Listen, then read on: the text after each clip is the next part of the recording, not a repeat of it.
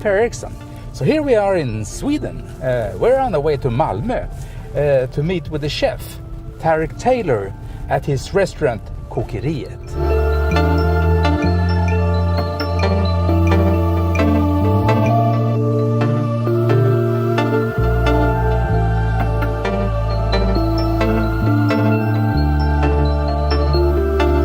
As you can see, I'm driving in Audi A5 G-tron that runs on biogas. And as you all know, biogas is made from waste from restaurants and the food industry. Audi is focusing on sustainability, and so are the top chefs in Sweden and in the rest of the world. Let's see if you can combine a taste of Sweden and how you can link that to a more sustainable and environmental consciousness.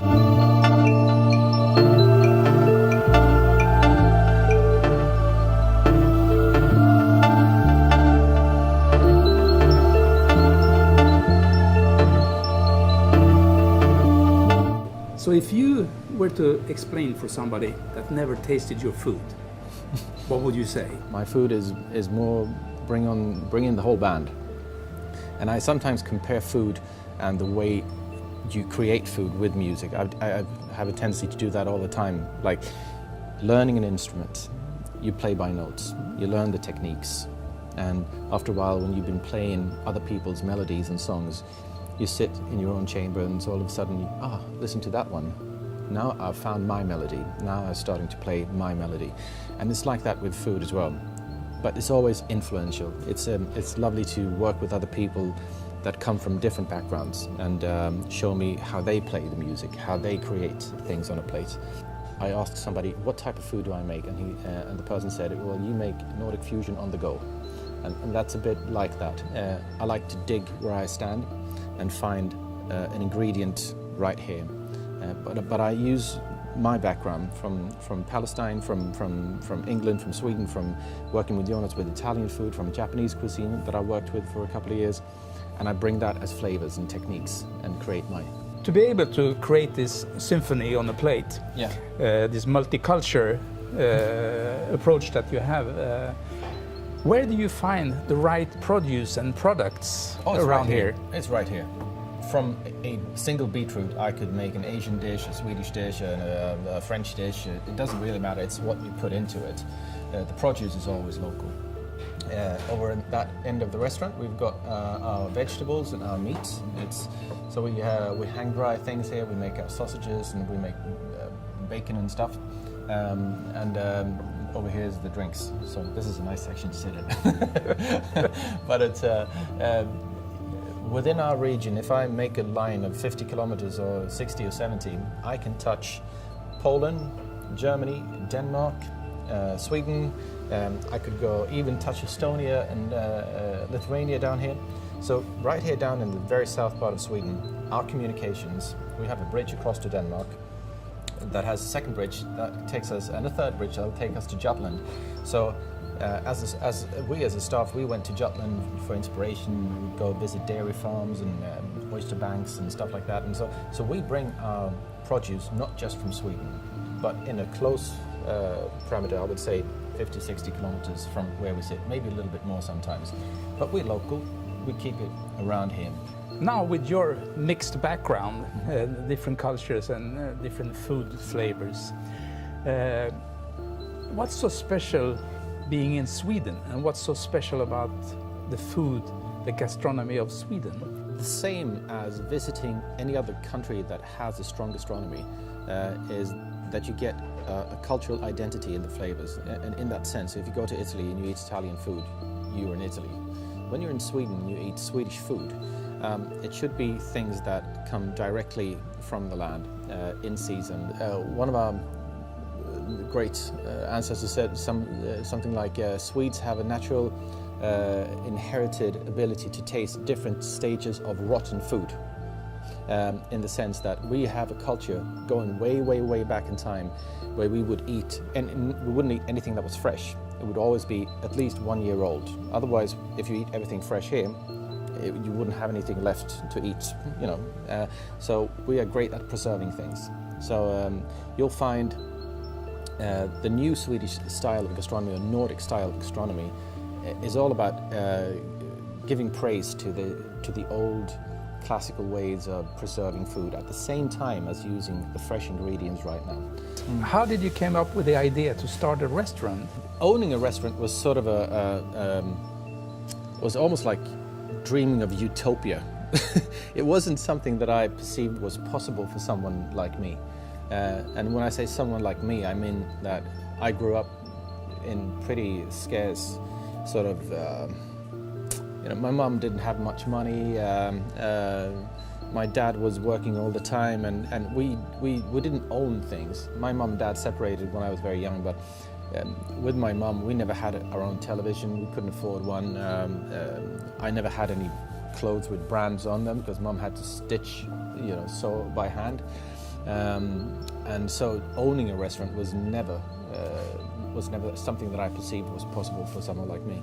It was not until the year 2000, when I had been working for a while and managed to save a little bit of money, that together with a friend, Jonas Klasen, we decided to open up our first restaurant. My wife actually found the premises where we opened up, which was a very, very small place down in a semi-basement. Everything was built by us because we didn't have money to bring in craftsmen, to create an environment. It was just me and Jonas.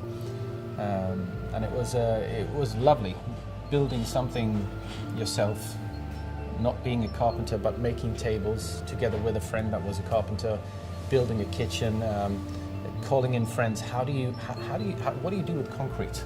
How does it work? How do you build drains? How do you build a ventilation system?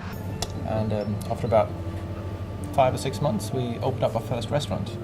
Building your own restaurant is also building your own food profile, so to speak. Yeah. Were you that conscious that you knew what you were doing? I had no idea what I was doing. I was lucky enough because Jonas and me, we had different backgrounds when it came to food. I have a half Palestinian, half Swedish English background. Jonas, on the other hand, he had an Italian schooling when it came to food. And between us, it sort of just clicked. All restaurants are environmental conscious. They are very aware of what's going on, and there's a trend about no waste kitchen. Does that influence even your way of cooking? Absolutely. I mean, being a zero waste restaurant is, I would say, would be the ultimate goal for any restaurant for many, many reasons. First of all, it's really important to be conscious about our environment.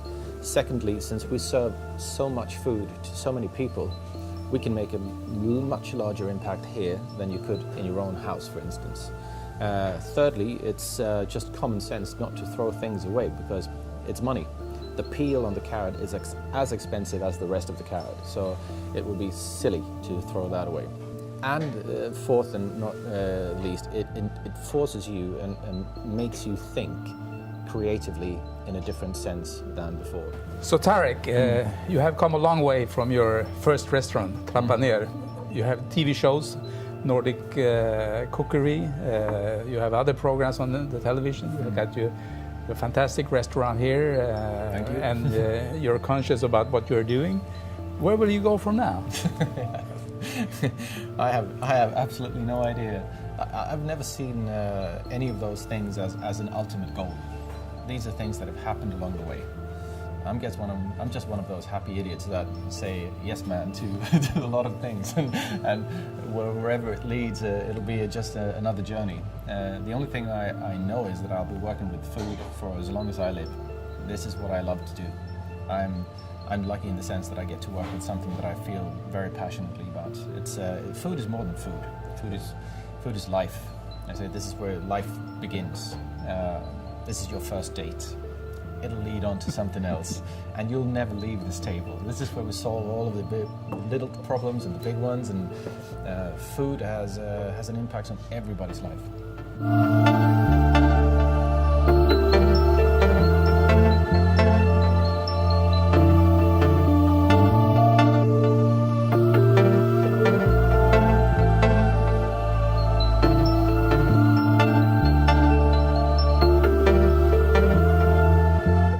were to give a young person Yeah. that wants to become a chef Yeah. an advice, what would that be?